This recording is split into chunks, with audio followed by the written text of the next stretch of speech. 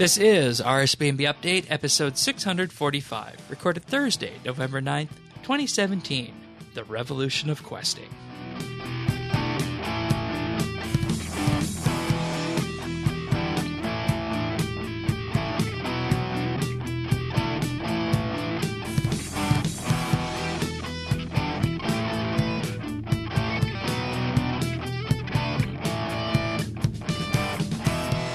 Hello, everybody, and thanks for joining us for another episode of RSBANDB Update. The month of November is here, and I'm doing something a little bit different with the co-hosts this month. I'm surprising you guys. I'm going to be changing it up all throughout the month. So you're not going to be hearing someone consistent all through the month. You're going to hear someone different each and every week. So we're starting off this week with someone you guys have all heard before, someone who has been around for a long time and been around the Runescape block for, many, many years. I think since RS Classic, but I'm belaboring the point right now. Trekkie is here this week. Welcome back to the podcast. Oh, I'm sorry. I forgot to breathe. It's great for dramatic effect. Thank you. So, hey, guys. Yes, it's your fellow Asian.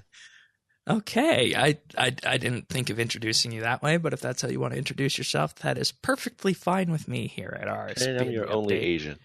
Oh, no, I wouldn't say that, but... Uh-huh. Unless you want the Australian girl back.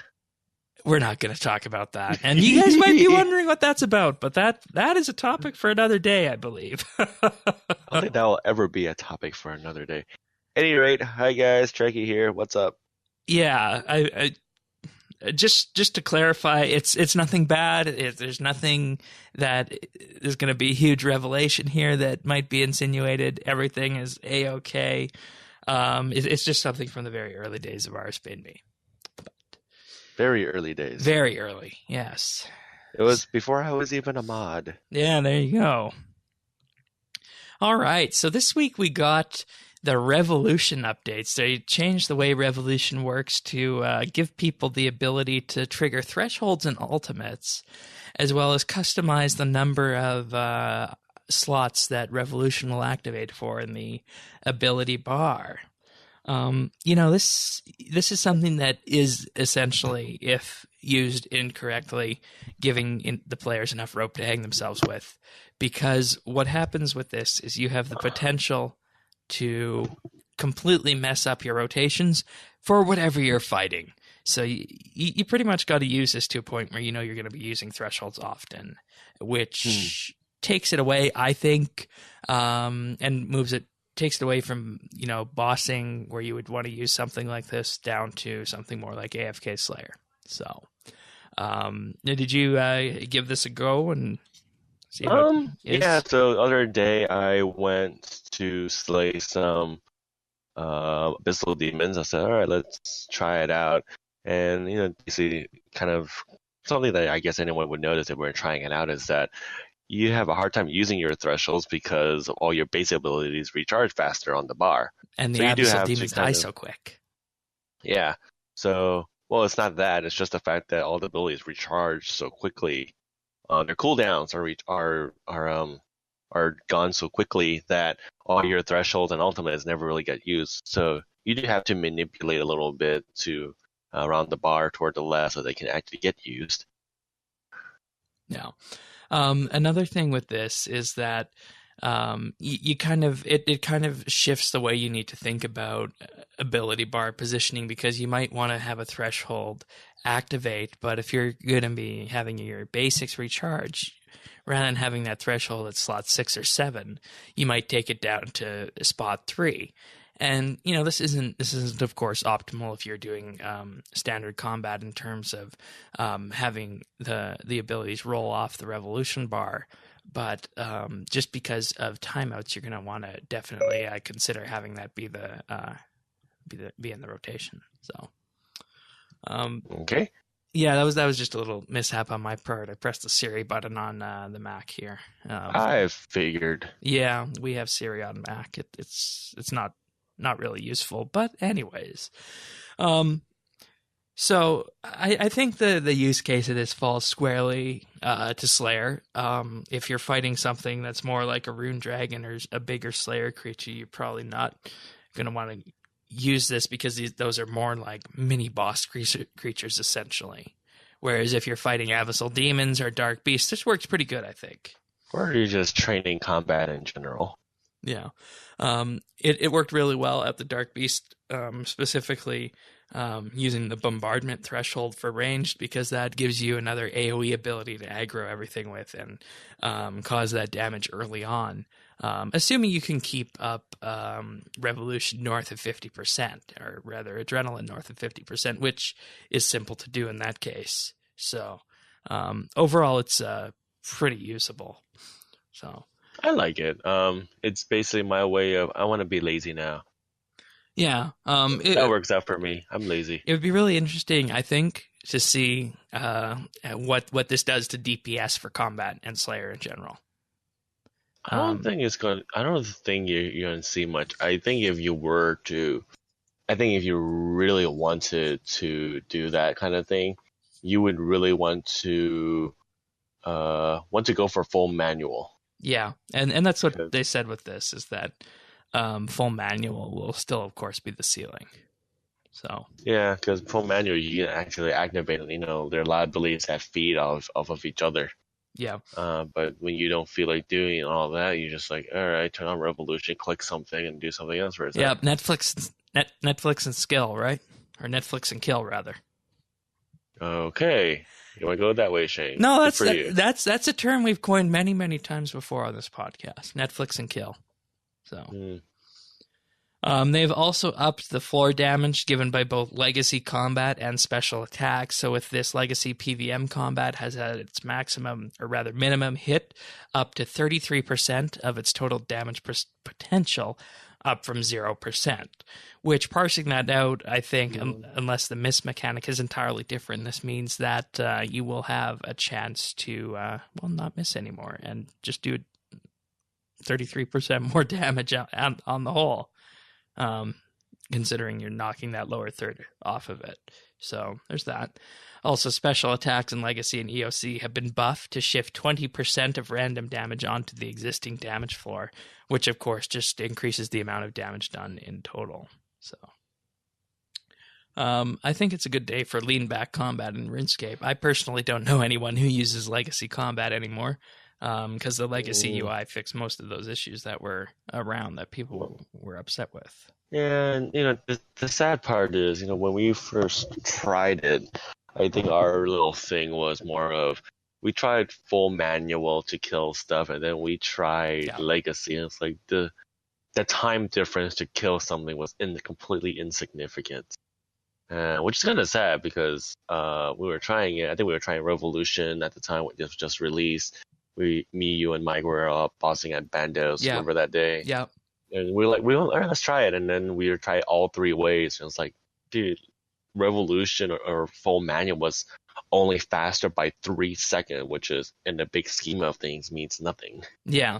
And I mean, at that point, we didn't have any of the bosses that, required mitigating stuns or stunning the boss or provoking if you were running a threat tank. So that, of course, was something that we didn't anticipate then. And that has, of course, become a reason as to why you would use now full manual over legacy mode if you were out at doing a boss. So, and, I think another reason we're seeing this is not only to give legacy combat the footing it has in game, but also to kind of prepare for a bit of mobile, because you're going to have this mobile UI sitting on your phone, and you're going to be out there killing abyssal demons, for example. And if you enable legacy combat with that, you're going to be able to just slice right through them. And one of the great things we rely on with multi-way AoE combat these days is the ability to just lean back, pop an adrenaline potion, and away we go, right? So, and with mobile coming, legacy mode might become something you can do again, because you just put yourself into legacy mode and you just tap on each little creature and away you go, right? And it kills it. very And if quick. they're aggressive, it's even better because if they're aggressive, you don't do anything. You literally stand there. Yep. All right. Mm. I don't think there's much else to say regarding this, so we'll move on to our next portion here. There was a bit of a preemptive announcement here that the update for next week, Going Like Clockwork, was included in this week's news post. That's the Christmas warm-up event, another seasonal gathering event. So that was in this week's news post, but of course it didn't arrive. So, but Yeah, and that's why we're all picking apples. that's right, in Mm-hmm. Farms of Treasure Hunter. But we'll talk about that in just a couple minutes. Okay. All right, so moving on, we got some patch notes this week, definitely more than last week. The highest tier menagerie pet houses now have 30 slots, up from 25, which I think is something we can all be really thankful for here with this because, well, let's be real. How many pets have been added to game? And with that, we want to store them in our house, but we might be running out of room. Well, to be honest, I really don't care too much for the pets. I just ended up getting it. I was like, oh, okay. I wasn't trying to get it. I just ended up getting it. No. I threw it in my menagerie because, well, we'll just dump it here anyway. But I don't care for pets whatsoever. I got the Ramsey pet, I think it was. Oh, yeah, and see that's another different thing. Those are not necessarily pets that are going to go in the menagerie because those are just cosmetic pets that you can summon with the base game interface. So we need to put our skilling pets in the menagerie. That would be a fun little thing to see them all bobbing around in there. So they're trying to eat up each other. Yeah, that. I can't remember. I think Ramsey is like a little mini troll or orc or something ugly. It's like I can see it trying to grab the cat and cook it up or something. Yeah. All right. Next up, Flameburst Defenders now provide the effects of a real defender. Of course, this is relating to the Dungeoneering update and the defenders in Daemonheim. So those will now provide all the benefits of a real defender, being able to use defensive abilities as well as having half the damage of a regular offhanded weapon. So that's good. Yeah, and I think lots of people always overlook defenders because the defense abilities, you don't really need them unless you're at an NPC. So, but anyways. I don't know. I think almost everyone is used two-handers or dual wield. Just nobody really bother with shields. That's right. Definitely. I think the only time people bother with shield is to just be able to heal after the boss fight, which is like that's not the point. Yeah, and then you put it on, and yeah, there's no use. Heal yourself a little bit, then switch back to your main weapon. Yep. Continuing on that, interface layout presets have been updated to better resize and handle tertiary interfaces, such as a Slayer counter for both standard and legacy mode, which makes sense because these were designed when RS3 came out, and they didn't exactly take into account that we would have a Slayer counter UI. So that's good to hear. Mm-hmm. And they did also update the RuneScape 3 and the old school UI a couple months back so that they're actually a little bit more usable than they were before. So if you want to see what it's like to play RS without our own customized interface, you can pop one of those on, though I'm trying to think of why you wouldn't customize your interface in RS. But yeah. All right. This kind of foreshadows what we're going to be talking about later on in the patch notes series here. XP lamps awarded for the Hero's Quest are no longer non-member items. So basically, if you get an XP lamp for completing the Hero Quest, you need to be a member to use that. So if you lose your membership status, you won't be able to claim that XP from that. And it makes sense why they would want to do that. That quest is something that is membership related. And if you lose your membership, you're not going to be able to complete that quest. So yeah, it's also the first member quest, too. Yeah, one of the very first ones you can undertake. So. Mm-hmm. Yeah, and it took... Let's see, it took, what, 15 years to finally finish the Elf City series? Well, probably not 15 because I didn't get it in 2000. But it was what? 2001, and it was, 13, 14 years, give or take. So, Yeah. So it's like, it took them yeah. that long to finish the Plague City series. Yeah.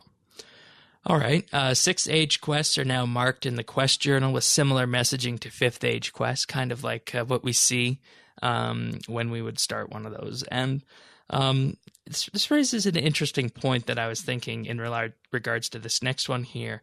Several, quote, agnostic quests have been recategorized as Fifth Age quests. Now, Okay. I was always under the impression that anything that took place before the World Wakes was a Fifth Age quest. That was my operating impression. Right. I remember.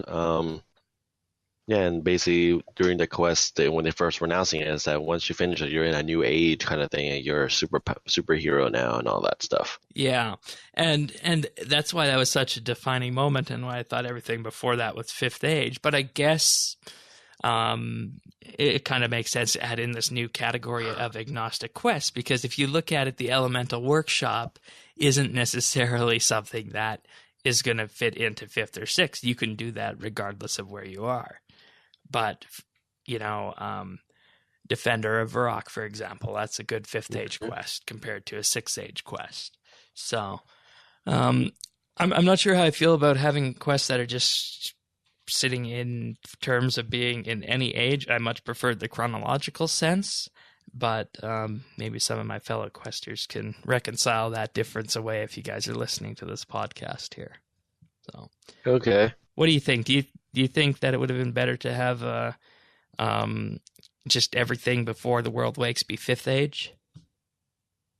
Well, you think about some of these smaller quests, like Gorgeous Cads, Enlightened Journey. Yeah, Enlightened Journey, Elemental Workshop. They're not technically part of any age. Yeah, It's just like it's they're just basically a there side to quest, and it's up to you if you want to do them or not. You don't have to do it. It's just there. Yeah. I mean, what's like, isn't what, like Broken Home or something? Ashdale? The little mini tutorial island thing. Yeah, the new Ashdale one. And see, the thing with that, I guess, is that if one of these quests did ultimately move into a line where it did influence the Sixth Age, it could move into the Fifth Age, and then you could have a Sixth Age follow-up to it if they wanted to do something like that. So.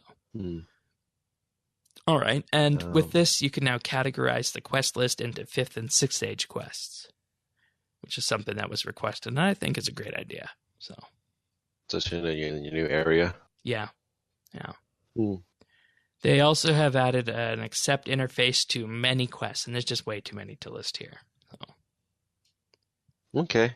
All right, and then now this part of the quest update this week is kind of controversial, because what's ultimately happening with this is you have a number of quests here, and they have basically modified these quests so that they now award XP lamps rather than just giving out the reward XP, which on the surface of it is fine, right?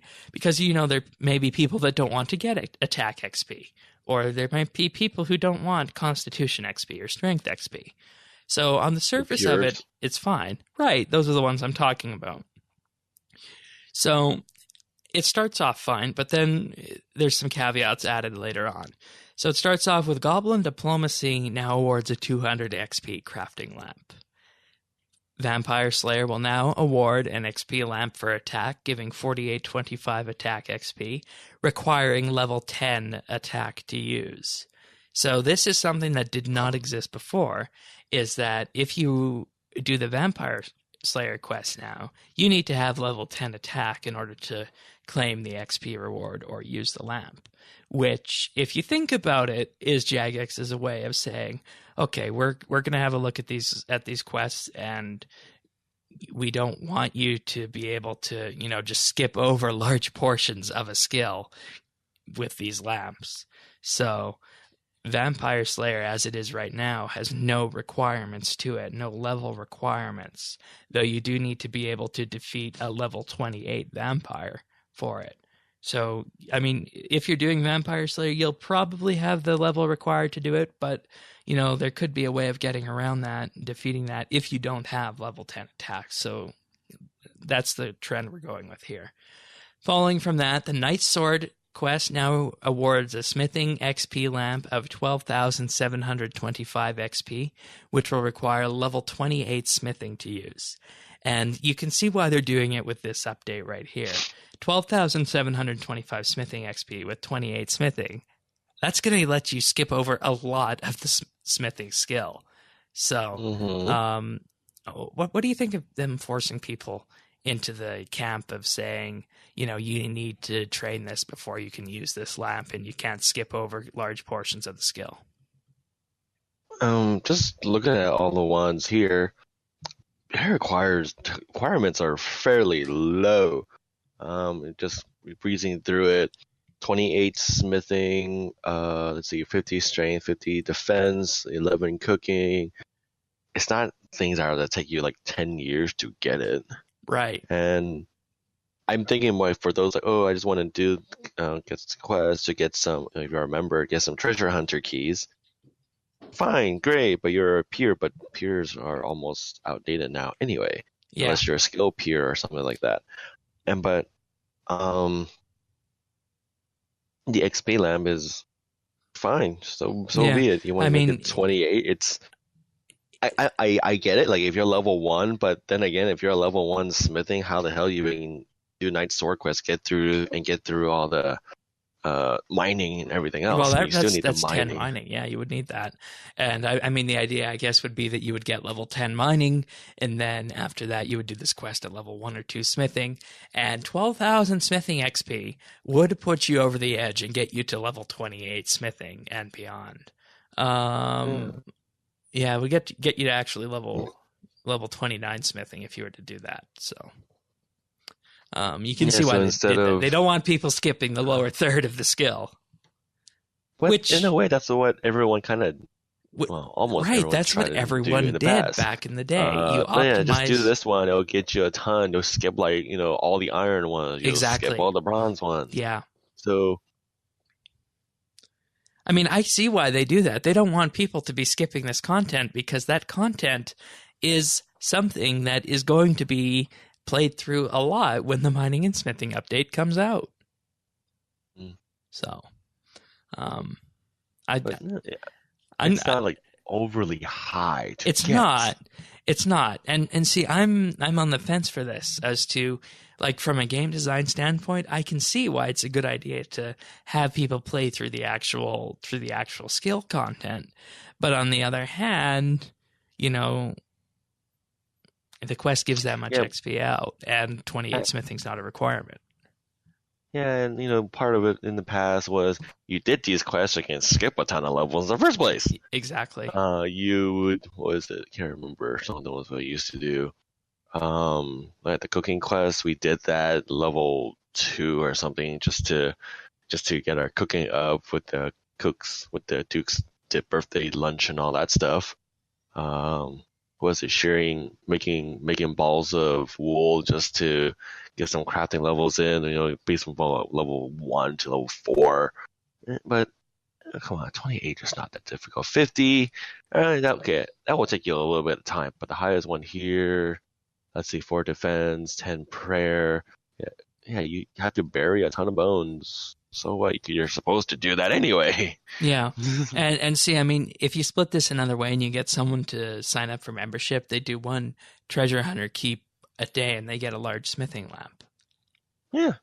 So it's the same thing. So in that way, I mean, I don't see why they're doing it that way. If they're wanting people to play through the content, you see what I mean? There's still other ways to get the XP without doing the content, is what I'm saying here. Well, I think it's also trying to get people to do quests, not just to skip a bunch of things, but actually do the quest for the quest. Right. But I do remember in the past I did some quests just to skip a couple levels. But then again, but that would have been early on because you can only do that, below level 50, say, maybe even 40. So yeah. So besides, you got access to Taverley in a way, so lots of things for you to do in that little area to train you up. Stock up on iron is always good to go. Yeah. I don't know. And I'm not sure what to think. I guess we'll just ask the listeners out there. What do you guys think? That's something you can comment on this episode. Like I said, I'm on the fence. I think it's a good way to get people to play the game, but at the same time, there's other ways to get around it. So, anyways, cool. moving on from that, other quests that have had their XP put behind lamps: Dragon Slayer, which is 18k strength and defense XP, requiring level 50 strength and defense. Gertrude's Cat, 1525 cooking. Recruitment Drive, 3 lamps worth 1000 XP each for the prayer, herb, lore, and agility skills, requiring level 8. Soul's Bane awards 2 lamps with 500 defense and constitution, requiring level 4 in defense and constitution. Priest in Peril, 1406 prayer XP in a lamp, requiring 10 prayer. Nature Spirit is 3 lamps worth 3000 crafting and 2000 constitution and defense XP, requiring level 4 and 3 in those skills respectively. In Search of the Myrek, 5 XP lamps worth 600 XP in attack, strength, defense, constitution, and crafting skills, requiring level 4. Once again, another good one if you just want to experience the lore. In Aid of the Myrek, 4 XP lamps worth 2000 XP in those same skills, requiring level 12. And the Haunted Mine now awards a 22,000 XP lamp, requiring 35 strength. And, you know, the fact that someone who might not want the XP and is just doing it for the lore can get it is good. So, but be interested to hear what more people think. And, just going to go through it, the highest one so far is, 50 strength and defense for Dragon Slayer? Yeah. I think almost everybody ended up getting at least 60 just to do it in the first place. Because, 50. First of all, because at least 50. Right, because of level 50 to wear rune. Yeah. But I think I remember back in the day, I trained to level 60. I think all of us kind of trained to, like, both of these were around the 60s before we actually attacked the dragon and whatnot. So that's the highest one, but you're supposed to get that in the first place. Unless you're some kind of peer, then you wouldn't care about it anyway. Mm-hmm. Oh, those were the days training to the level 60 attack to get that dragon longsword. I remember it well. I don't. Every summoning scroll now has a tooltip of what the effect is. So that's good. Yeah, I noticed that too. I was like, useful. They added these. You think? Some things, yes. If someone, let's see, the scroll, right? Yeah, let me see. Yeah, the scrolls. Because those have also been updated here as well. The summoning scrolls. As a tool. Oh, that's in the skill itself, right? Yeah. Okay. No, like the ability skills for casting the Abyssal Strain, and that's one of the ones that was updated. Heals up to 50 prayer points, was previously 5. Stranger Plant and Swamp Titan now poisons for 200 damage, up from 20. Continuing on with that, the bats, the vampire bats heal now heals the player for 50% of damage dealt, up from a fixed 100 life points.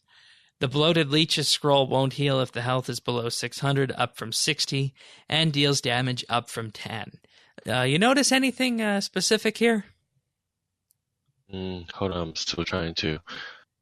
Did we miss a page? No, we didn't. No, I just picked and trimmed here. Oh, it's only a couple. But what I was noticing is that what we're having here is everything being multiplied by a factor of 10, which leads me to believe that perhaps these scrolls were not updated when EOC came out, because 5 prayer points really ain't that much today. Yeah, that is true. I think the other little mini thing that I've kind of noticed too is we don't really have any like real good combat familiar right now, at least to my knowledge.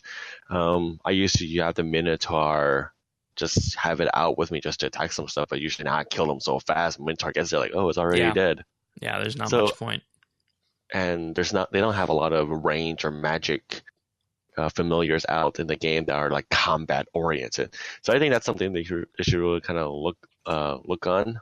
I think Jackass would do good to invigorate some of these.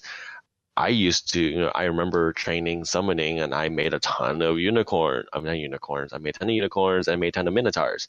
because Minotaurs, well, I have to use these up a ton of mithril bars from skilling and whatnot, and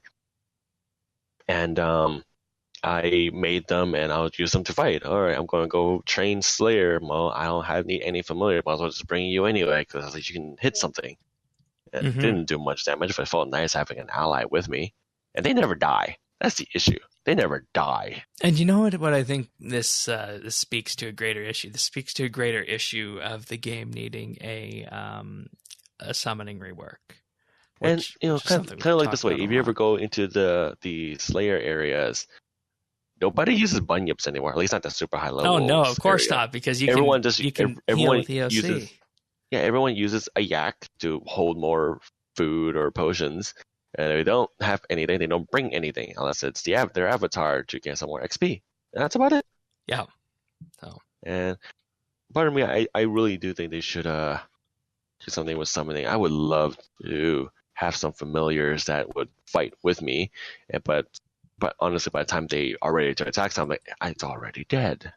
Yep. And I mean that just speaks to where summoning is right now. It's really the great pouch making skill. There's a few active familiars that are good.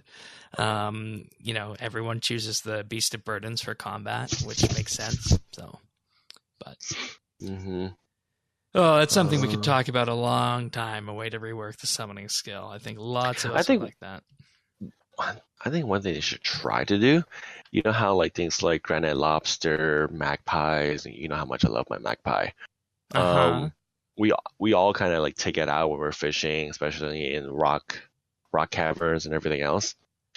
But the problem is we can't pay attention to the massive scrolling of tons of text through the chat box. And when it's about to die, usually I would miss it, or we're AFK trading, so of course most of the time we'll miss it. And everything drops to the floor, and it's like, and if you're too late, it's all gone, which is a waste. So I think having them let's all go to the bank or save up would be a nice touch too. Maybe, hey, do an invention thing where if you have this invention gear on when your familiar disappears, all the stuff on it goes to your bank or just your inventory, depending on what you set it to. That might be interesting. Work with everything, but that might be a little bit overpowered too. Yeah, if you have the yaks and stuff, but it's only like if your familiar dies, not like if you die, kind of thing. All right. Well, just a thought anyway. Yeah, I think it's a good thought, and it's definitely something we need to think about going forward. How summoning could be tweaked, and combat in general. Last patch note this week, it's no longer possible to consume the Great Gunkin when the player has more than the maximum number of life points. What was that one again? The Great Gunkin is made by combining great white shark with kelp. And you get the kelp from your aquarium. And the great white shark is a potential reward 50% of the time from fishing once you have unlocked the appropriate prawn perks in your aquarium. So made a 91 cooking by combining great white shark. Right. Did we just teach you something about cooking that you didn't know? Yeah. I remember that. I remember about all whatever may have been released, and I just never bothered. Okie dokes. Well then, we're going to briefly mention this week's treasure hunter promotion, and that's the Apple Jubilee. This is a farming and invention-based treasure hunter promo, which is something they really haven't done before here. So I found this really interesting. You can get, of course, the apples from Treasure Hunter, and then there's little mills that you can find around the RuneScape world. One of them is in Burthorpe, and when you use the apple on the mill, you can either pulp, chop, or mash the apples, and depending on what option you choose, you either get all invention XP, all farming XP, or a combination of both. Now, you might be thinking, okay, this is just another Treasure Hunter promo, but what makes this interesting? What makes it interesting is that they have also added in the ability to get protein cogs once again. And if you use the protein cogs on one of these apple mashers, or apple mills, as I guess they're called, you can get an extra 50% invention XP from it. Yay! So, I mean, that is the same amount of XP you get on a bonus XP weekend from doing Invention with bonus XP and double XP enabled plus 50%. So, and your clan avatar if you have it out. right. So if you have tons of cogs or tons of protein items that you're wanting to use as Invention, this is the weekend to do it, because you're going to get 50% XP, a 50% XP boost on however many you choose to do for this entire weekend.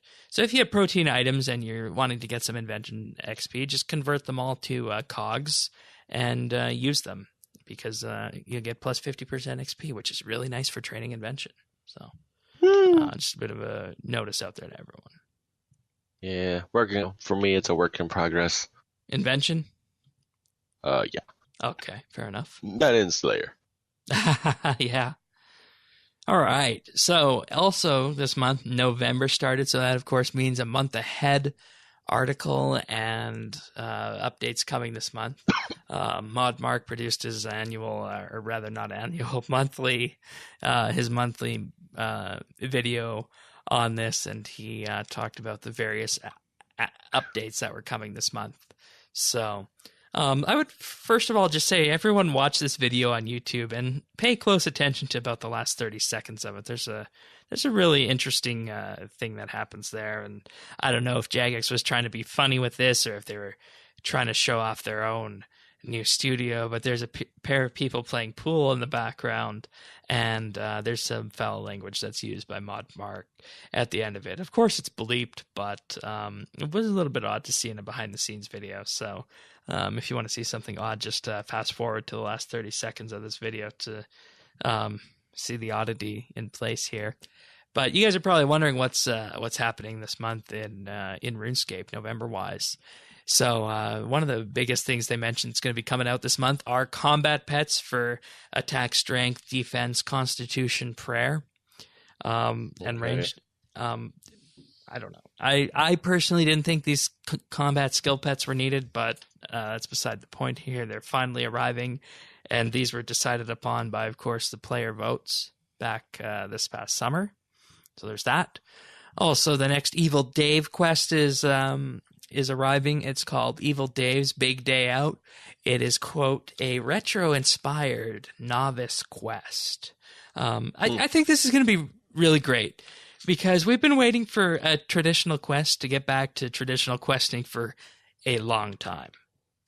And if the Evil Dave quest is the one to do it, then that's all the better. So let's see. Retro-inspired novice quest focus on ever-lovable Evil Dave. Fanboy has been busy working on a spell to grab Hero's attention and plans to venture from his mom's basement, or as Reed would call it, an acne-ridden basement dweller, to spread evil across Illinois once and for all. Yeah. Okay. And the fact they also say it's novice, which to me means that this is going to be one of those quests you can sit down, do, and complete in under 40 minutes, which, I really do love the lore implications of the long quests that come to RuneScape. But sometimes, you just want a quest that you can play over the span of an hour, have fun with it, and be done, right? So, but anyways... Also this month, some ninja updates for more Tier 92 dyeable armors, left-clicking options to add or remove from your POH, so you don't need to be constantly right-clicking if you want to delete items when you're building for XP. I think that's something we all have wanted for a long time. Let me reread that part really quick. I missed it. Also... better luck messaging with your Luck of the Dwarves or Hazelmere's Ring. It'll tell you exactly what you got and how you got it. Also, transformation of more accomplishments into achievements. So this is telling me that, you do something in RuneScape, you get 99, you get a 99 in the skill, or you get, 120 in the skill, because that's an accomplishment, cape of accomplishment, You end up with an achievement for that, which is going to be great. We also got the Advanced Gold Accumulator, which is going to be coming to a Dungeoneering reward shop near you for 1.5 million credits, which will pick up any gold that you get on the ground. People have been wanting that for a long time. And, of course, the Christmas warm-up event we talked about earlier. Ooh, this was nice. You can also unlock the right to place it into your Slayer tool belt if you Yeah, got the Slayer points. yeah, Oh, so this because every single gold I get. yeah. So you're gonna right, and just imagine how much money you're gonna get from that, because Uh, we don't like picking up 8 GP here, 9 GP there, 1K GP there. So this will be good for anyone who does combat. So long overdue. Yay, Okie that's dokie. good. So we're gonna, with that, move on to our next update of the week, and that one is something that you guys have been talking about for a long time, and they showed off at RuneFest, and that is progress made thus far on RuneScape Mobile, which is something that we all that we're all very happy with, and we all want to play that. I think, RuneScape Mobile. Yeah, I'm actually looking forward to it. I think it was you who coined the idea that you'd be taking RuneScape and taking it to the bathroom for the first time or something like that. Yeah, that's awesome. I don't know if I would personally do that, but I mean, I guess it's within the realm of possibility now. Well, So, that's your fault, Shane. anyways, what they did here is they showcased the mobile interface mockups that we saw at RuneFest, and they posted a couple weeks back, the minimized and combat UIs. They also went through some of the optimizations that we were being told were being made for mobile, and they're making their way to RS3 as soon as they're ready. That includes FPS increases because of optimizations that are being made to the engine. And they said one of the most interesting things they heard at RuneFest was that, you got RuneScape running on this phone, and it's running more smoothly on this phone than it is on the gaming PCs over in the gaming tent, which I think is something a lot of people are going to be shocked about, is that the experience you're going to get for RuneScape on a phone is going to be great because mobile devices are held up to that standard. Whereas I know lots of people, even today, have troubles running NXT at 60 FPS, right? So it's going to be very interesting to see how it works on older devices, in particular with this. Something I am very happy about with this is a change they made to the ribbon. So the ribbon has been something that's been relatively static since EOC came out, right? Or since RS3 came out, Okay. And a while back, they gave the ability to basically customize it and add icons wherever you so desire to have them. But what they are doing with this is they are making the ribbon a regular window now, so it can be resized and reshaped to however you want it. So if you really wanted to, you could get the same kind of interface ribbon that you have in Legacy mode at the bottom of your screen.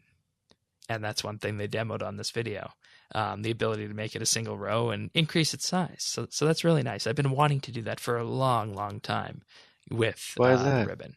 Well, there's really only two choices now. You can either have something that's 4 items across, right? Or you can have something that's flatter with 8 items in it. But if you move it around, you're really at the mercy of a specific size, and it doesn't fit within one of the windows that I was wanting to set up. As my initial idea was to have the ribbon running along the vertical right-hand side of the display, but if you put it in its like that right now with its current position, it doesn't line up properly with any of the windows.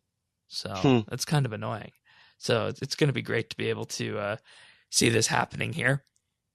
That's good. They're also adding the ability to target specific monsters in the game with a target bind, so you'll be able to focus on that target and not necessarily engage it, just like we have in all the other MMOs. You'll also be able to set up keybinds to toggle between targets around you. They're currently working on the intelligence behind that to see what the logic is going to be for how we're targeting, but they do have it. They do have it fairly working well, so that was good. And finally, a mobile user interface demo that they did here, and what they did with this is they killed the Queen Black Dragon on stream here. So in about a 2-minute kill, It was But done. on the mobile or Yeah, on a mobile device, live on stream. cool. They killed the Queen Black Dragon. So what you can see here, if you guys are listening to the audio, I'll describe it, is you have a revolution bar at the bottom of your screen, which will activate all of your basics and now thresholds if you so desire to have those there, right? So Right? that's always going to be ticking down. That's probably the main reason why they had the Revolution, updated Revolution for this too, Exactly. because they know that it's hard for people to like typing to press the little tiny buttons on their phone. Right. And what they did to get around that is they added a series of thumb buttons on the left-hand side and the right-hand side of the screen, and you'll be able to press individual buttons there and drag things there. You know, if you want to have your shark there, you can just press that button to eat a shark or to activate one of your prayers. So the idea behind this is that Revolution will do the majority of the work for you, but when it comes time to activate a specific threshold or maybe a specific defensive ability, eat or activate prayers, you'll just have to tap one thing with your fingers on the left-hand side or the right-hand side of it. And to prove what was going on here, they actually showed a picture of the screen updating live while it was happening on screen here, just to kind of prove that this was indeed the actual mobile UI. So overall, it's really impressive. I think the UI is pretty good. Obviously, with mobile, you know, you don't want to put too much stock into how it's looking, because once you get something on a phone, it's going to act differently than if you were just holding it, you know, with a keyboard and mouse. So we'll have to see how we get this once we get this in our hands, how it's going to turn out. So. But yeah, looking pretty good. They're still doing tests and whatnot. So, for the record, this was a 2-minute and 4-second Queen Black Dragon kill on mobile. That's pretty fast. Yeah, it is. So, and you know, you can access everything else that you normally can when you're doing this. You know, combat interfaces, quests, items, and it's a fully featured version of RuneScape, and it's nice to see how they're progressing with this. So. Pretty good, all in all. Okay. The full video of this mobile showcase will be linked in the show notes at update.rsbnb.com. If you want to have a look at it, they show some of the user interface changes that are being brought back to RS3, and also some of the changes that are actually happening on mobile. So we have a link to that on the show notes, the full show notes. Okay. Alrighty. Okay, now let's talk about something that might be a little bit difficult to talk about, or might be a little bit I don't want to say rubbing salt in a wound, because that would be unfair, but this is something that I think we need to have a look at here. There's a tweet put out by Modder Ryan, and he says, Shifting Tombs development screenshots. Of course, Shifting Tombs is the dynamically, procedurally generated adventure that takes place under Menaphos. And he says, if we did anything similar in skilling gameplay to Shifting Tombs again, what would you like to see improved or changed? Obstacles, puzzles, random events, quality of life. So, what did we have for Shifting Tombs? Or what did we think of Shifting Tombs? What did you think of it initially? If I was doing more slaying down there, I would probably do that more. I did it a couple times solo. I didn't do it in any group. Apparently, if you have a bigger group of 5, it'll be a lot better, because everyone goes in different directions and can get more stuff accomplished. Everyone gets more loot. I did the obstacles. They were easy. They were, none of them were difficult. The puzzles, I'll admit, some puzzles I had a little trouble with, so that took me a lot longer to figure out.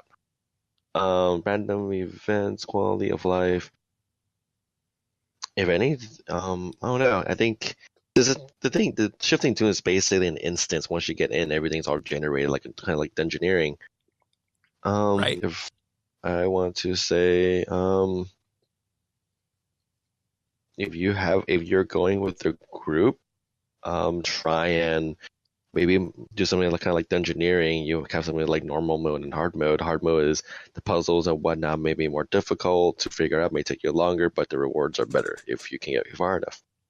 But I did a couple times. If I do more slaying in the desert, I'll probably do those more, but my slay level isn't up there yet to slay those things.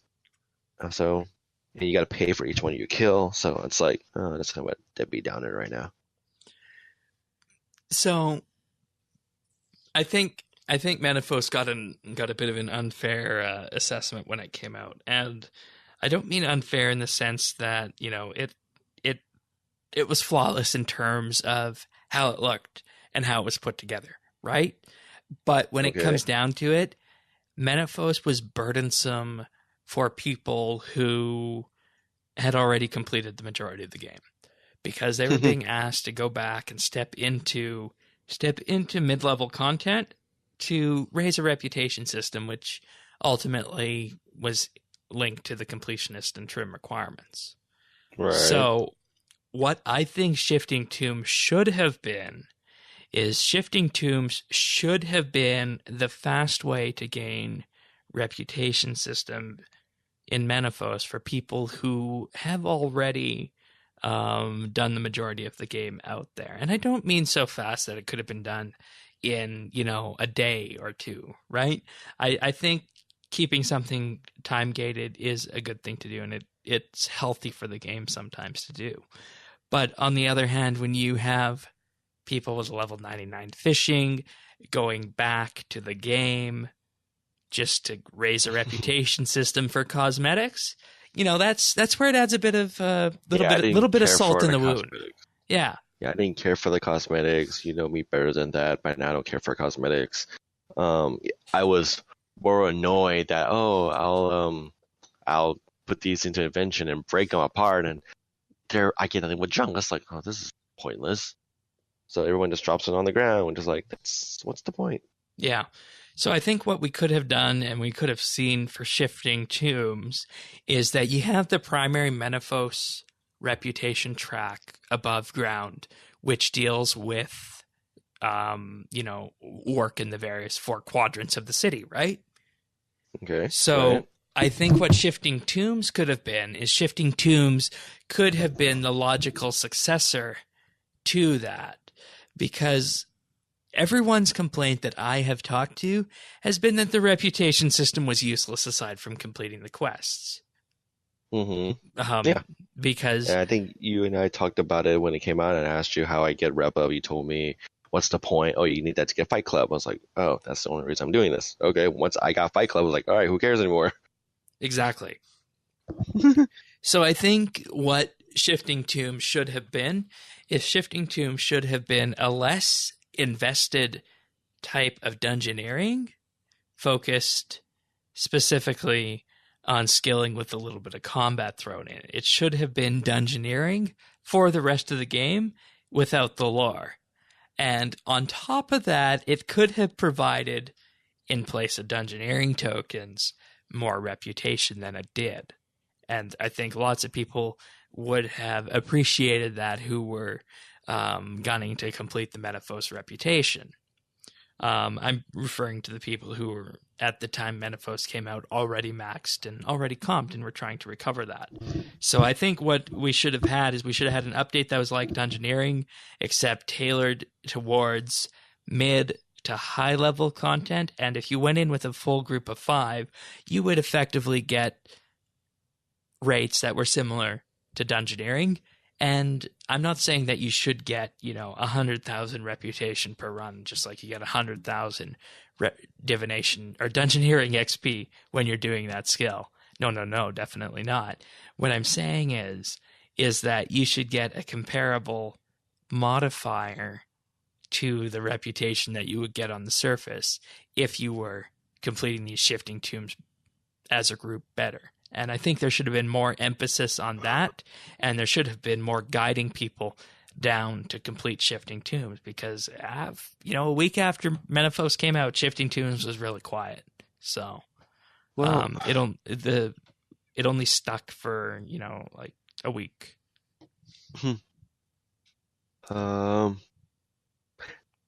Yeah, quite honest at the time, I didn't even bother with shifting tombs because I had no reason to do it. Right, the XP rewards It were too low. The well, reputation reward was too low. well, it wasn't that. It was the fact that I was more concerned about getting a reputation up so I can do Fight Club. Yeah, and And so I was working on it, and all I did was, and I tried shifting tombs after all of that, and I did it. I didn't think it was anything super special, and I just left it at that. yeah, and I mean, don't get me wrong. I think the way Shifting Tombs came out was great, in that if you know what you're doing and if you set things up appropriately, it could have been a decent reputation grinder. I definitely get that, and I think that's great. But what I also think is that it should have been tailored more towards getting people to complete the reputation who are already maxed. Hmm. And it should have been a fun thing to do. I don't know about you, but it didn't feel fun. Yeah, like I said, it's maybe if I did it with a group, it may have been a better and different experience, but I didn't. I just did it by myself, did a couple things, I was done. Yep. All right. There's our thoughts on Shifting Tombs. This was, of course, tweeted by Mod Orion on Twitter. Just some thoughts there, right there. So I think in a nutshell, it should have been a better way of progressing through the reputation system than it was, because I know everyone who was working on reputation did the soul obelisks and fishing, which, I mean, is fine, but with a full team, Shifting Tombs would have been a better way to go, I think. So I don't have the internal numbers to say what those would have been, but I think that would have been a great way to go. Yeah, Shifting Tombs, either you still need to do that. You want to go slaying in the desert dungeon, Slayer dungeon, because when you kill, it takes one off of you, unless you want to buy them all, which is plausible. But Shifting Tombs is separate from the Slayer dungeon. So you get isn't that the where you get the what you call it, feather thingy? As I remember, that's how you get it. The feather in order to pay in order to get in there. Oh, maybe. Shifting Tombs. Let me wiki that for you. Because if that's the case, that might have been a better way of going about it. I remember reading it here. Feather.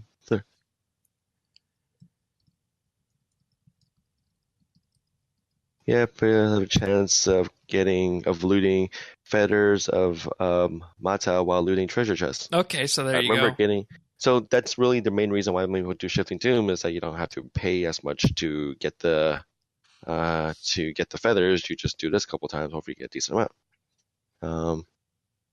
Yeah, I guess I do want to go back down there to the Slayer dungeon down there, because a lot of good monsters to slay. I just need to figure out how to do a better way. Yeah, sure. All right.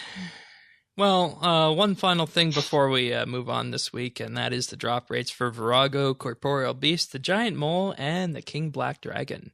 So these are some definite legacy creatures right here. Virago is, of course, a huge task to take down, so people are definitely going to want to know what the drop chances are on this guy. So here we go. So for each person eligible for loot, they have a 4 out of 5 chance to obtain 2 tectonic energies, and of course, tectonic energies are what you use to create the power armor. So, and you know that's a good amount right there. So that's basically 80% chance you're going to get a tectonic energy. Virago came out in 2013, and if I recall, he was the first EOC boss. So, also with this, 1 out of 200 chance to obtain either a seismic wand or a seismic singularity in normal mode, and 1 out of 100 chance to obtain that same wand or singularity in hard mode. So it increases your chance by a lot there. I don't know if you would do hard mode for that extra chance, but 1 out of 200 is pretty rare, isn't it, for a tier 90 weapon? Which monster was this one again? Virago. Okay. Yeah, well, that's why they're considered expensive. Following that, the Corporeal Beast has a 1 out of 512 chance to roll on the sigil drop table. These are pretty much just standard. 3 out of 512 to obtain a holy elixir, and 8 out of 512 chance to obtain a spirit shield. And of course, spirit shields were super, super expensive back in the day. So really far back for that. If you roll on a sigil drop table, then it's 1/5 for divine and Elysian, 1/5 for arcane, and 2/5 chance for spectral. So the spectral sigils are actually more common than the other three, which is interesting, because when something like that comes out, you would think that they would all have the same chance, but no, they don't in this case. The spectral shield is the one. Let's see, what does that one do? Spectral shield. What do you do? I used to remember what you did. Anyways, it's not important. I did too. Yeah. Yeah. So 1 out of 512 to get a sigil drop, and 8 out of 512 for the actual shield. So they're pretty rare. And tier 75 items, they're currently going for 1.4 mils. So yeah, you remember how expensive they used to be. Yeah, I know. That's what I was pointing out. Going back to 2010, it's always amazing to look back and see how these tier 75 items have dropped in price. So, Spectral Shield has the same defensive bonuses as the other Spirit Shields. It's the best non-degradable and third highest armor and life points of any shield. So that's still pretty good for 1.5 million GP. Highest prayer bonus. Unlike other Spirit Shield, Spectral does not drain prayer points or reduce incoming damage, but instead has a life point bonus. So that's what that one does. Has a life point bonus. Neat. All right. Moving on to the giant mole. I don't know. The giant mole has always seemed like a bit of a joke creature, but it's a good start for bossing here. It's like a mid-level boss for people to have fun with. Yeah. I remember fighting it. It was easy. Have some food and just whack at it, and then you throw on a potion of energy so you never stop running. Yeah, and it can give good amounts of nests these days too, which is great. Regardless of difficulty, the giant mole has a 1 in 10 chance to roll on its rare drop table. However, whether you're fighting in hard mode or on a free-to-play world determines what rare loot you might get. Here are all 4 different mole tables. So first and foremost, the normal rare table for members is 1 out of 52 chance for Dragon Two-Hander, 5 out of 52 chance at the Clingy Mole, and 46 out of 52 chance at 3 to 6 Numbing Roots. If you're fighting in free-to-play, you still get the same chance for the Clingy Mole. You get a little bit better chance, 47 out of 52 at the 2 to 6 Numbing Roots.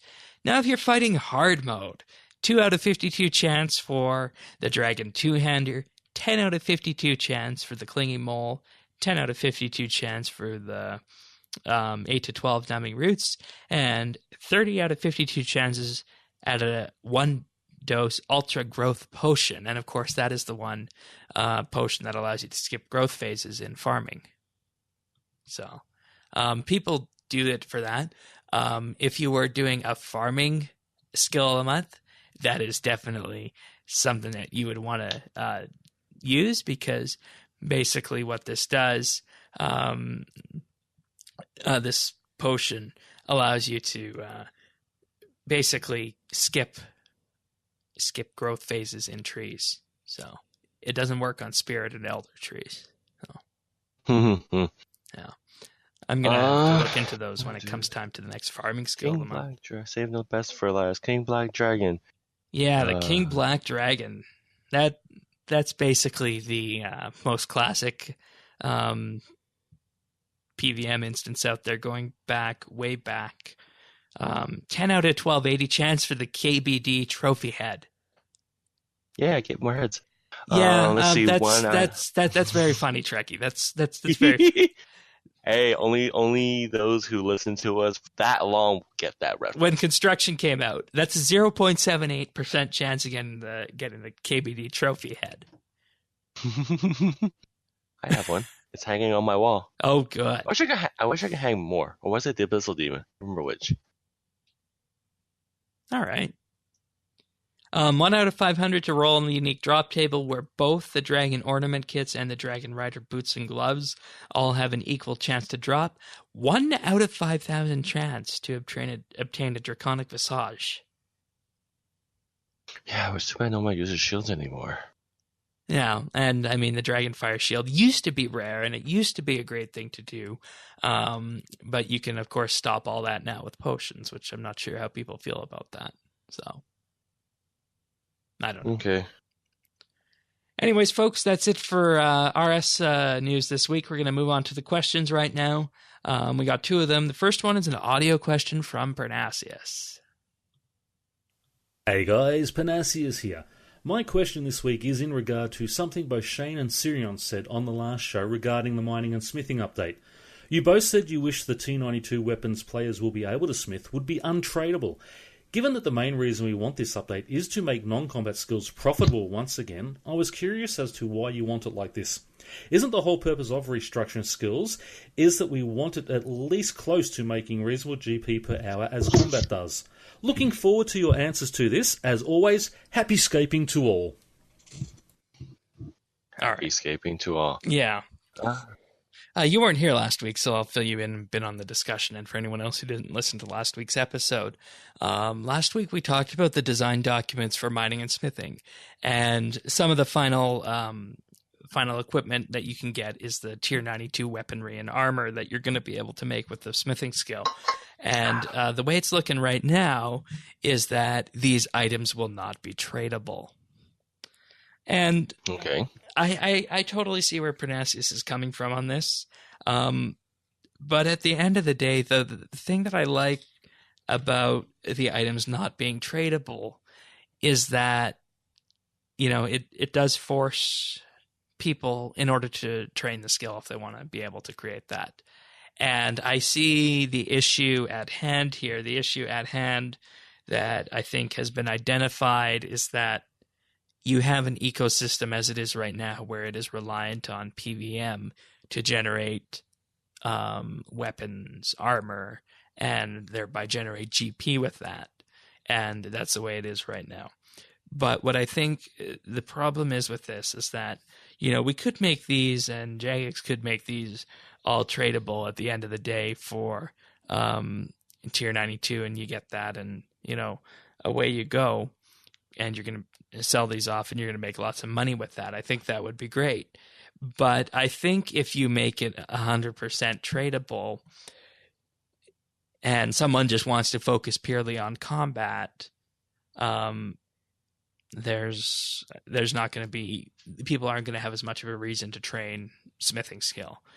So that's why I think it should be an exclusive reward for people who got all the way up to the high levels of smithing. So that's why I think that. But on the same hand, I also believe that there should be a way for people to make money with this new smithing skill. And from the design documents of what I can see, it looks like a good way of doing this would be selling intermediate components on the Grand Exchange. Which I think is the one that you were going to be able to purchase, if I remember correctly, as to how this went.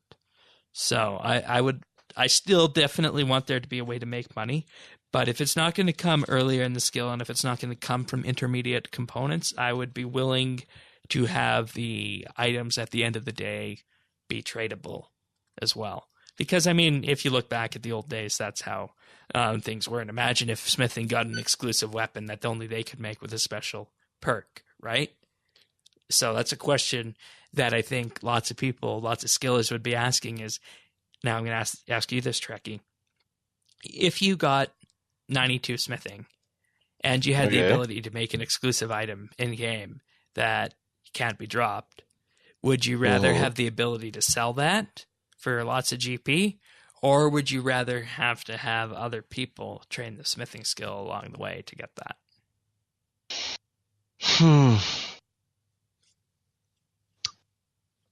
If it's unique, I say we should, what they should try and do is maybe do some kind of enchantment thing.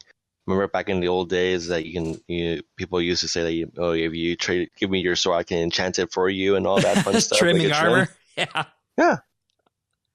You can do this. So it's kind of like what Gizmo and the Augments are kind of doing. that kind of mythology is what I was thinking. You make the weapon unique to your own way. You need smithing or crafting or whatever it might be to do it.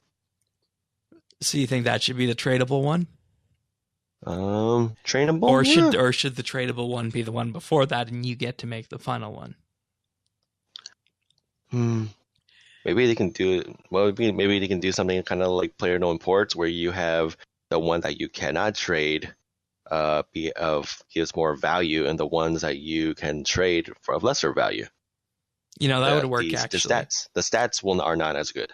Yeah, and so, it could come down to stats. You're right. And an extra +5 can mean a lot. For most people. You have a full armor of everything. An extra +20 on all the armor can mean a difference between life and death. But you have multiple swords. You increase them by +20 for each one. Extra 40 attack power. Yeah, and if you went something like that, you just need to look at ports right now and see how the untradeable scrimshaws are still great GP. Yeah, the tradable ones still good money. Tradable. You're right. Sorry. Yeah, the scrimshaws, great money. You make the superior ones for yourself so that you can actually use them and do stuff with it. But other than that, it's like Yeah.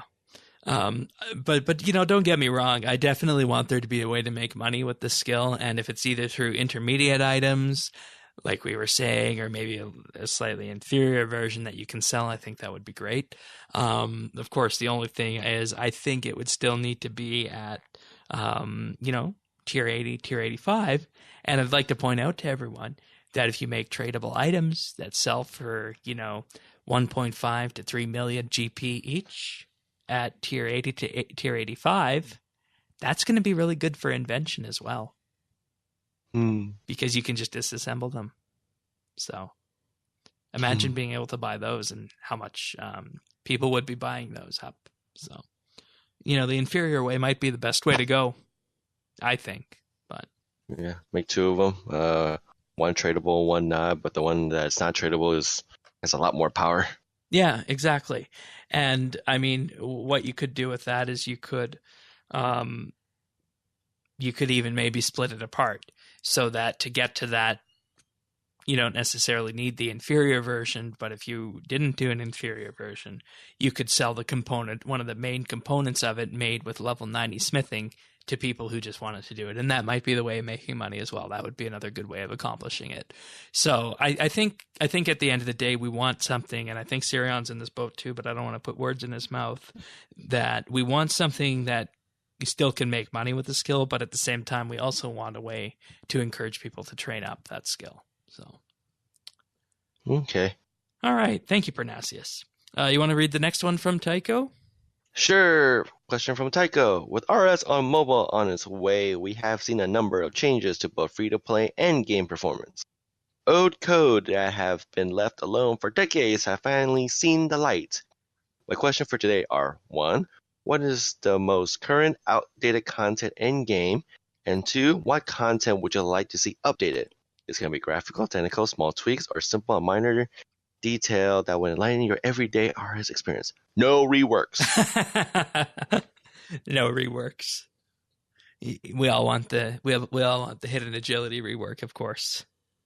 What was the hidden agility rework? Oh, just the fact that agility is kind of a useless skill right now. Let you do all the shortcuts. But why do you need shortcuts if you can lodestone places? Sometimes you still gotta go through shortcuts for lodestone. All right. If you do use a lodestone, a couple of places. No. Right. Current Shane, most outdated content in game.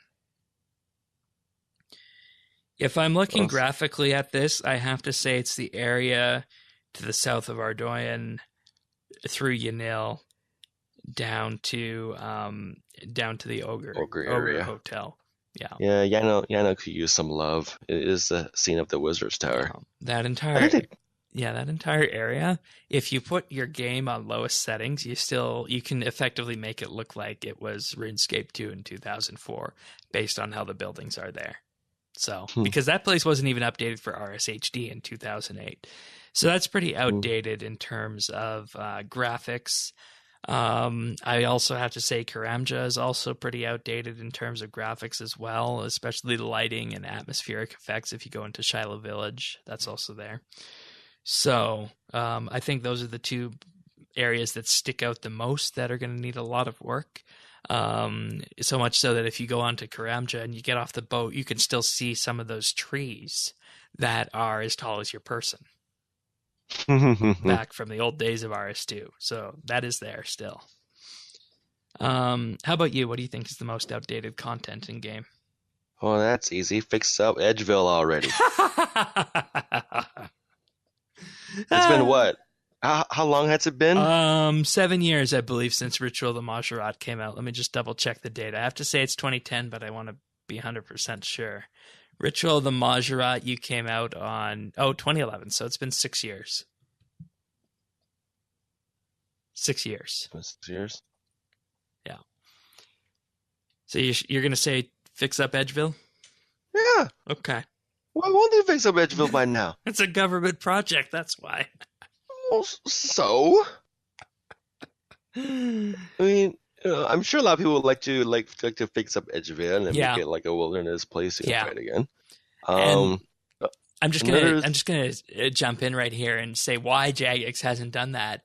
They said it's going to be hard to fix up Edgeville because it's easy to do a post and a pre-quest state of a place, which is what they did for Ritual of the Majorat, but having a post during having 3 instances of that is hard, and it would be rather time consuming to implement that. Well, look at it this way. I can kind of solve that in about 2 ways. So after you do the Dragonkin quest, where they basically burn Edgeville to the ground, because remember at the time they were thinking about burning Draenor Village, but more people were use Edgeville more, so they wanted to do more of an impact. Okay, fair enough. What you can do now is you remember was it? In Draenor Village, we had the wise old man was plotting something, and we had the guy in a tree and all that stuff. Yeah, that was for Welgothic Sleeps, I believe. Right. So one thing they could potentially do is after you finish the quest, there's a little cutscene thing now that you merge in Incident of Edgeville, because I think you'll explore Edgeville. I think that quest around that quest time anyway. And then you're in an area, it's all desolate. You see how Edgeville is all torn up, blown up, and everything else. Then you leave the area or talk to someone, you finish the quest, you're all done. And then you come back to the real world. Edgeville all fixed. Mm-hmm. And basically you have an NPC that just wave it out and says, oh yeah, the Bank of Varrock, after spending 10 years, finally fixed up the damn place. Yeah. And, basically, they could basically do like a flashback scene for the area or something. I don't know. Doesn't mean I would love it to fix Edgeville. Yeah, just to put it, just to put it in perspective, in Guild Wars 2, there was a place called Lion's Arch, which was completely destroyed by a girl with a giant robotic army that literally destroyed one of the jewel cities of the land. Mm-hmm. Even they fixed it up. Yeah. And that took them I think that took them about a year, maybe a year and a half. Yeah. Because and it's like, fix it up already. Yeah. And they did that also in Star Trek Online. Remember that one episode where Species 8472 destroyed Earth's space dock? That was an anniversary episode, and they used that as an occasion to graphically update Earth's space dock. Mm-hmm. And I mean, what they could have done that with Ritual of the Majorat. There's I don't know if there was a need to leave Edgeville burned like that. Maybe there might be something in the lore that I'm missing from one of the lore talks back then. I think there might be, but I'm not 100% sure. Shane, it's been 7 years. 6. Surely, okay, it's been 6 years. Do you need an army of players to go in and with hammer and nail and planks to fix up the city? I don't know. Maybe it's going to go on a 7-year cycle. It'll be 7 years since it's been done. Maybe next year. So. The other thing I would like out of grouping system. You remember that one? The fact you're laughing also tells me that, no. Nobody has used it. The whole idea of it It is, was you used can for find raids, players. and that's it. Yeah, I forgot it existed until you mentioned it because I removed it from my interface. yeah. So think about it. I would like to have a grouping system. I mean, a grouping system for shifting tombs. That might be useful for me. Or a grouping system for Castle Wars. You just click a button, you get thrown into a group, and wherever you are, you go to the Castle Wars instance world. Yeah, and I think you always want to do dungeoneering, but I think the 2 worlds or 4 main worlds still works out for that. Yeah. Yeah. You have what's that? There was another one. Yeah, I mean, I would do shifting tombs to into the grouping system, just group some people on and just do it. All right, cool. It's not a hard thing. Whatever grouping system that they may put on. Actually, one thing I maybe it's just me, but I would love it if RS didn't do instance world stuff for quests, for new quests. They said they want to get away from that, especially on the skilling side. I don't know if they want to get away from it on the quests. But they said something like the Ark Islands are a definite no-no again. Oh, no again? Yeah, that's one thing I don't like about the Ark Island. I think they can do some quality of life. It's nice to get all the stuff there, but the problem is every time when I was there for days in real life to get every little thing. Yeah, and it kind of feels like you're exiled. And I got a lot of stuff out of it. It was cool. I got a lot of stuff out of it, but I have not really explored that area at all. So many stuff I should explore, I haven't. And it kind of bums me out a bit because it's like there's so much stuff I could potentially do, but I don't do it because I'm by myself, and it's just those are islands where you get stuff to collect and everything else.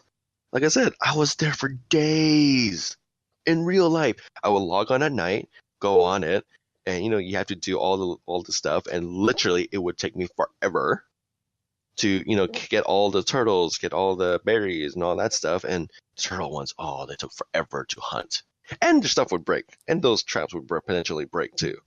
Yeah. And yeah, it just and if you leave, you don't get back to go back there and finish up. You just lose it completely unless it's the one that you put a flag on. Even then, they trying to start all over again.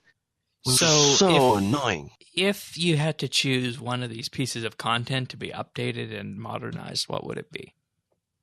Only one. I do grouping system. I think that's more beneficial for a lot more people. All right, you're gonna go with the grouping system. Yeah. Hey, you know what? Maybe you can set a group and hey, I found an island. Help me gather stuff, and everyone goes over there. Everyone gets a share of the bounty. Yeah. All right. It's not a bad idea. Yeah, I would love that. I don't know if I'm allowed to say something that's already out there, but I want to see done with conviction, with confidence, and with pride. I want to see done the mining and smithing rework. I want to see that done, and I want it to be done. Oh, oops, that's a rework. Sorry. Sorry. I forgot that point. Sorry. Thanks, May. Not funny. Yeah, it is for those who get the reference. I would personally graphically update Karamja. Karamja? Okay. Yeah. I go with that. Just because, that hasn't been updated since RS2 came out, except for the Brimhaven dungeon. So I would graphically, and the Tazara dungeon. Hey, that's what you realize that we still never got paid for cleaning up the back room of that store. Right. Then again, we couldn't clean up the back anyway, so all right. We walked in, stole our rum, and left. Okay. Thank you, Tycho. And if you guys want to send questions in like Tycho and Pernasius did, email questions@rsbandy.com, or you can call or text 57157BNB, or you can leave us a direct message on Twitter, which is not burdened by the new 280 character limit on Twitter. You can send as much as you want in a direct message. That's mean. What? Throwing Twitter in there like that. Well, I mean, it's a way of sending questions, and that's just what we do. But, we could talk about Twitter this week for tech news, but we're not. Twitter did increase their character limit to 280. I don't think there's much to say about that, but instead, what I want to talk about this week in tech news is Snapchat, and Snapchat continues to fall after they hit their revenue targets. The revenue this quarter was $207 million versus $236 million that was expected, and an earnings loss of 14 cents per share versus loss of 15 cents per share expected. And daily active users is 178 million versus 181 million expected. And the average revenue per user on Snapchat, if you use Snapchat, you're worth $1.17 compared to the expected of $1.30. So, of course, you can find Snapchat Snap on the stock market. That's a 16% drop after they announced their earnings this past Tuesday. And that results into a net loss of $443.2 million. And that's a lot when you think about it. Because Snapchat also wrote down $39.9 million as a result of losses from unsold Snap Spectacles, which was their first hardware. I was kind of scratching my head with that, weren't you? Like Snapchat selling their own form of Snap Spectacles that you'd be able to see the world with. That seemed kind of bizarre, and as you can see here, $39 million lost because of that. So... the company also pulled in only 4.5 million new users, and that is much lower than the CEO was anticipating. And to make matters worse, Snapchat is losing market share to Instagram, especially since Instagram launched Instagram Stories in 2016, which is basically the same thing as Snapchat. So using a pre-built-in system there, it's safe to see why investors are rightfully concerned about the future of Snapchat. What do you think of Snapchat? Do you use it? Do you Hell no. Up on any of this? No. No. And see, the thing we talked about when this came out is how are you evaluating a company that shares pictures and messages between people and has them deleted at such a high value that it can lose $443 million. It just makes zero sense whatsoever. And considering Instagram is doing much the same thing without a revenue loss, and Instagram is actually gaining users. So there might be something to be said. Wasn't Instagram bought by Facebook? I think it was. That's right. Instagram does have the power of Facebook behind it. Yeah, so all the Facebook people are basically using Instagram when they're on Facebook and all that stuff. Yeah, and but the good thing is that those two are decoupled, so you don't need to use them together. Yeah, but it's kind of the idea if you wanted to do that. And, Snapchat needs to, well, I don't know. It's all pictures of people eating lunch when they're like, why don't you just sit down and eat instead of taking pictures of it? Yeah, and that might be a distinction between what you and I value compared to what the younger generation values. I don't need to know the picture of your food. Yeah. I actually don't know many people who like and use Snapchat, though. If you guys are out there in the audience, tell us what you do like about Snapchat, because, I don't get it. Yeah, I'm not a foodie, so I don't bother taking pictures of food that I'm about to eat. No. But the big question for Snapchat is how long can they keep losing money like this, right? So that's going to be something definitely interesting to watch once the results start rolling around in January, February. So. Mm-hmm. All right. Next piece of tech news is something related to what we talked about a couple of weeks ago in microtransactions. Ubisoft has generated itself to a position where its microtransactions have surpassed actual game sales in terms of actual revenue for the company.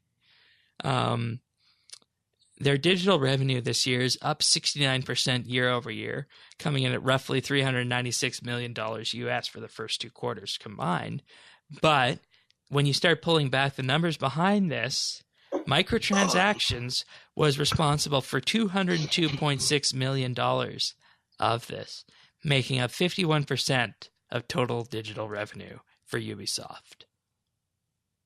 And, this is something that I think lots of people need to move towards a world of accepting, is that microtransactions have become the way to monetize games, even if they're not micro, for games that are wanting to adopt a free-to-play model, right? Granted, RuneScape has the subscription, and we talked about the numbers a few weeks ago in terms of how much money they're bringing in. RuneScape subscriptions are still obviously more, but you have games that are completely free-to-play. Star Trek Online, World of Tanks, similar things like that, where they have huge microtransactions. And, with that, it's not a huge surprise that Ubisoft has reached this point. Yeah, but keep in mind about those other games is that they're maybe free to play and just microtransactions. It's basically pay to win if you really, really, really want to get the top tier stuff. Mm-hmm. I mean, Star Trek Online. And that's what I highlighted. And that's what I highlighted in our discussion a few weeks ago about this, is that, it could be a lot worse for Jagex and RuneScape if Jagex did want to go the way and getting tons of money out of it. I mean, think about it. With Jagex, he has a couple mini boosts to get you going, and then the rest of it is mostly cosmetic. You get a new emote, new dance, new title, things that you don't really need, but if you like it, knock yourself out. Exactly. Let's see, what games have Ubisoft made? I know they've made Assassin's Creed. Anything more recent? I mean, that's the only thing I think of they're doing with the DLC is with microtransactions phase of Assassin's Creed games. But they made a Mario game? I don't know. That's what I'm seeing here. They had a 57% year-over-year increase for this value. And 2 of its big releases during this period were focused on DLC. They were South Park the Fractured, and you're right, Assassin's Creed Origin. Yeah, Assassin's Creed is their big money maker. Yeah, that's normal. Yeah. The preceding game, Recon. Assassin's Creed Syndicate, only sold 15% digitally. But they're basically cashing out on Assassin's Creed thing, and me and my friend were talking about it. It's like after Assassin's Creed 3, they're just like shoveling the same thing again and again. It's like no one cares about the plot twisting. Right, just let us go in and stab people. That's basically the same thing Call of Duty does at this point. Well, I still remember many moons ago that people were getting sick of World War II, and they were also like, "Oh, it's all about Modern Warfare now." And then Modern Warfare came out. Now everybody went to futuristic. Like, everybody hates futuristic. Let's go back to retro. Let's go back to World War One. Oh, they're doing World War One. That means we have to do World War Two. I thought we got sick of World War Two. Why are we going back? Yeah. Agree with that.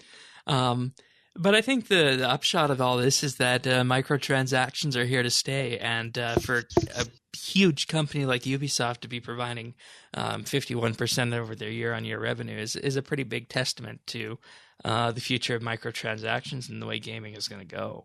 So let's just keep that in mind. I mean, that it's not going to be nearly that bad for Jagex in terms of their microtransactions. Let's see.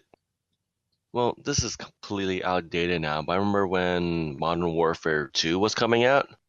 I remember they all the downloadable content you can get right off the bat. Think of all the DLCs they're gonna have microtransactions, and I think someone did the math. If you were to buy everything from the super mega night vision goggles and all that stuff, it would cost you $1,000 plus. And I was like, and it was like, you're buying all this stuff. You're basically telling them, this is a way to make more money. Yeah, and we're kind of seeing the benefits of that now with Ubisoft. So you're giving them more money, but it's like that's. Anyways, I just want expansions, not like pay for a new skin kind of thing. I don't care for skins. Yeah, I agree with that. Unless it's Overwatch. All right, so our final. Oh, sorry. Go ahead. Well, I was just kind of thinking that if you ever do microtransactions for a game, my philosophy is it should not be impossible for you to get it if you grind or work or lucky enough to get it in the game without paying. If you are paying, it just make things faster. Yeah, and that's what we have for Star Trek Online, I think. So. Anyways, our next story relates to Microsoft, and Microsoft is planning to make more of its own video games, which is something they used to do. Microsoft partnered really close with Bungie for Halo 3 and whatnot, and then they bought the studio, and then they kind of disappeared with that. But this is in the news this week because Microsoft has announced and has launched now the Xbox One X, which of course is their 4K version of the console. So with this, they want to increase investment into developing their own in-house video games, which includes starting or acquiring studios to do this for the Xbox. Xbox chief Phil Spencer highlighted this in an interview last week. He also said it's also a complete 180 from how it was in the previous years, where Microsoft, of course, was pretty much acquiring deals with other studios and having them create the games. And, some of Microsoft studio deals ultimately resulted in Microsoft shutting down studios, canceling games altogether, which led to a decrease in the amount of games and exclusives that we saw for the Xbox One X. Looking today, Phil Spencer says that we need to grow, and I look forward to doing that. Our ability to create content has to be one of our strengths. We haven't always invested at the same level. We've gone through ups and downs in investment. So as you can see here, it definitely looks like Microsoft is wanting to get their gaming franchise back on track, and and they get some more revenue in if they do it. Right. And thing. The article rightly highlights that two of Microsoft's biggest sellers in the past have been games that they published themselves, including the Halo series and Gears of War. Gears of War. Yeah. Actually, to be honest, I wouldn't mind if they finally make Gears of War 3 onto the PC. That would be nice. No, that's still a console exclusive. Wow. I had no idea. I thought it was all out on PC now with the Windows gaming stuff thing. is not. And it would be nice if they did, though. No. I think, and if anybody wants to kind of think of that, I think Sony does have some of their own games that they create. I want to say Metal Gear Solid, but I think that might be completely wrong. And also with Sony, that their positioning as being 100% dedicated to the games has also let them focus exclusively on games and getting those exclusives to the console, which people really like. So, I mean, if you want to look at a gaming company that makes their own thing or is very successful, you don't have to go far. Just look at Nintendo with Pokemon and Mario. There you go. I mean, you don't mess with Zelda. You don't mess with Mario. You don't mess with Metroid. I mean, literally, if you're as a company, you take care of your mascot, they will take care of you. And Microsoft doesn't really have a mascot, do they? Except for Master Chief. I don't think Sony. Master Chief. Actually, no, Sony has Final Fantasy. There you go, Final Fantasy. Yeah, but Final Fantasy is made by Square, it's not made by Sony. But that's kind of always their exclusive. If you buy a PlayStation, you always get Final Fantasy. But I never cared for Final Fantasy. It just took them way too damn long. Yeah. But for me, yeah, I mean, if Microsoft wants to go for it, go for it. My thing is, it's okay if your mascot, flops once or twice. That's how you build them back up. Yeah, that's fair. One more thing on this before we go. Microsoft is definitely increasing investment on the Xbox side of it because previously Phil Spencer, the head of Xbox division, did not report directly to the CEO of Microsoft, Satya Nadella. But now Phil Spencer is on the senior leadership team at Microsoft, which means that gaming is going to be a renewed priority for Microsoft as well. So that's a little bit odd considering some of the stuff changes we saw with the Xbox as well. So definitely lots of stuff changing. Well, they were Microsoft. They were trying to make Xbox and PlayStation more of like the entertainment system. Yeah. You plug this in to watch Blu-ray, you do this, you plug this to the TV, you can do Netflix and everything else. Nintendo just kind of went, screw it, this is a gaming console, deal with it. Yeah, and I think Microsoft has finally struck the right balance with that, because for the long time the Xbox was seen as primarily a home theater PC for all intents and purposes, but they have shifted back towards more gaming stuff now, which is good for that. So, but we'll have to see what the numbers look like for the One X when those come out, because that's a brand new $500 Xbox. So. Yeah. Wait till the day when they make money off of selling the Xbox console itself. You've done good. Yep, took a while for the 360, but it'll eventually happen again. Yeah, and I think what they said was they were making so many Wii's at the time that every one they sold they made like $20,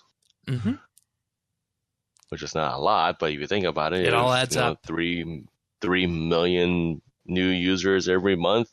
$20 from 3 million, that's not bad. Yeah, that's 60 million. That's good revenue. So, and now we have to switch. Indeed.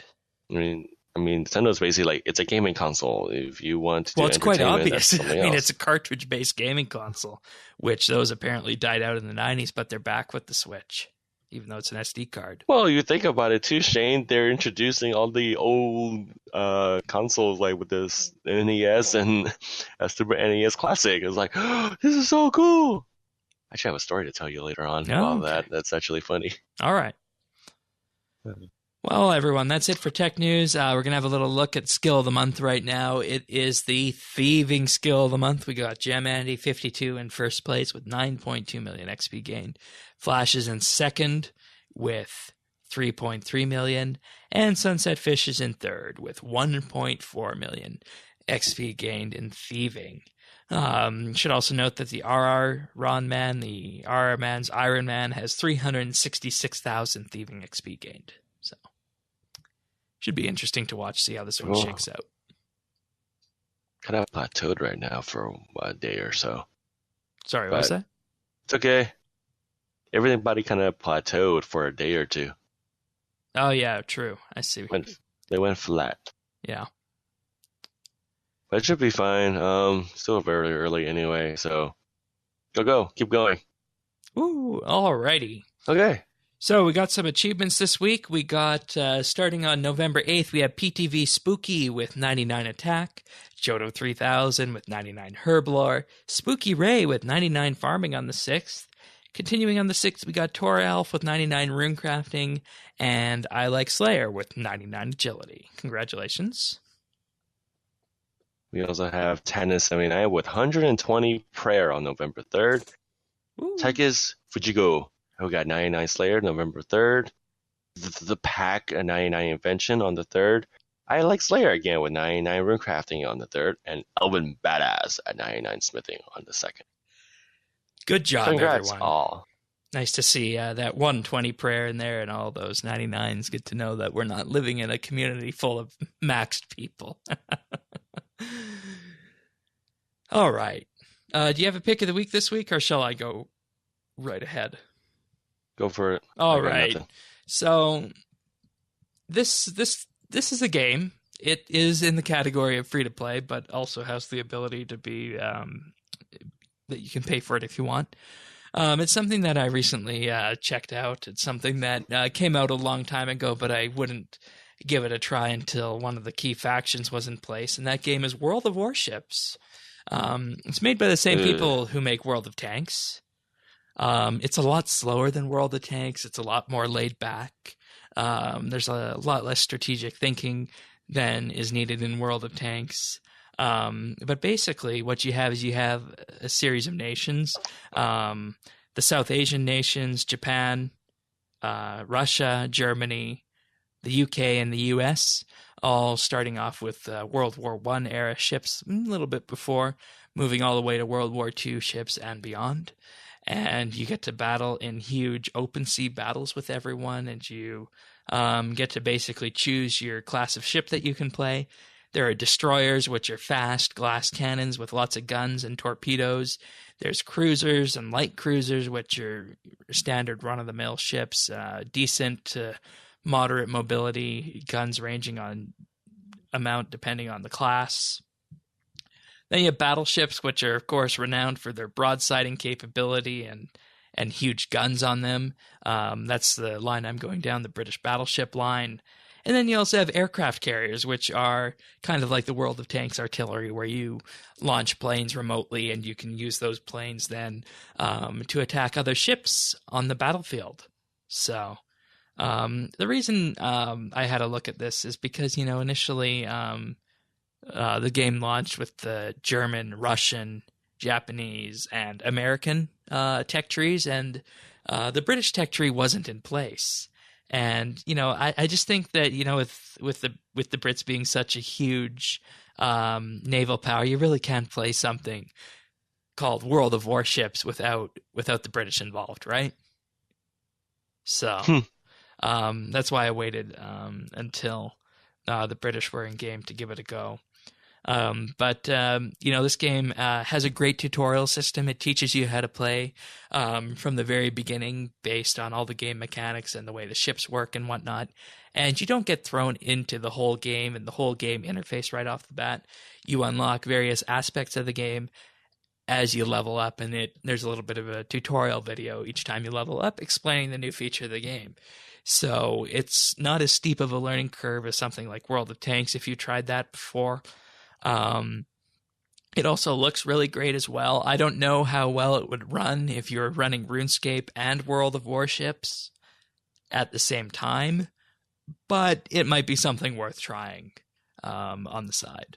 So, it's just a nice laid back shooting kind of experience. Not like Battleship, but more involved than that. So, that's World of Warships. Okay. Available at worldofwarships.com and 100% free if you so desire it to be. So, and also lots of information on the website about the various classes and how they work and whatnot. So, all right. What have you been up to? Well, you know what I went up to. Well, what have you been up to on RS? Well, why don't you go first? Okay, Why don't you go first? This week on RuneScape, I have been arc fishing still for training invention. As you can tell, it's starting to get a little bit boring arc fishing, but I figure that's the best way to go right now for me.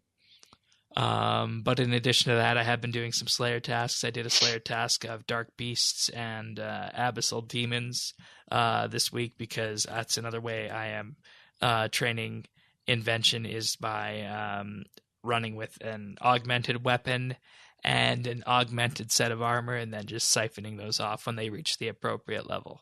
So that's kind of fun being able to set my own Slayer task with the Mask of Gloom for the Dark Beasts. So I do that. I also managed to get a Ganodermic mask so I can assign myself Ganodermic creatures, which was a long time coming, and I hear those are pretty good as well. I haven't done that yet, though. So that might be a thing for this weekend. We'll have to wait and see. But that's about it on RS. How about you? I actually did some slaying the other day to try out Revolution, just to check out the bars and I had to shift stuff around because it wasn't working well. I then also went, I managed to get 100 invention not too long ago. Oh, very nice. I think you announced I got 99 a couple weeks ago. Yep. And just been doing Slayer and Invention, just trying to get some stuff in. Playing a little Porch daily. And literally, personally, I just came back from BlizzCon, which was last week, which was a lot of fun. Oh, what happened there? So, I saw a lot of maze. Oh, gosh. That's basically it. Oh, gosh.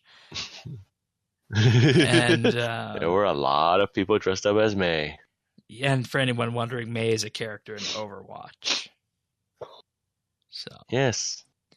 all right. What was your favorite thing at BlizzCon? I tried out the new hero that they're introducing. She's actually very different and more practice with her. But I was watching I watched a little bit of the Overwatch tournament they were having, and I was watching the StarCraft tournament they were having there, the finals. We all know South Korea was going to win. It was just a matter of time and see how badly they kick our asses. All right. Yeah, but you know how like before Shane used to say like we'll take it as a victory. If you take one win out of South Korea, I say that's a victory in itself. Yeah, that's true. For anyone wondering, South Korea is very good at competitive gaming. So, dude, they're crazy. Yep. They have no social life. That's pretty funny. Let's see. I think that was about it. Did I do anything else on RS? No, that's just Slayer. That's all I've done. Alrighty. Well, I believe that finishes us then for this episode of RSBANDB Update. Anything else before we go? Keep on runescaping and go get those skills up. Well then, if you want full show notes, you can find that at update.rsbnb.com. We're also on Twitter at rsbnb if you want to see what we're talking about midweek. If you want to chat with us in-game, chat with all the other people who are part of our community, that's in Friends Chat. Bits Bites, and until then, we'll see you next week for another episode of RSBNB Update. Take care, everyone. Bye, y'all.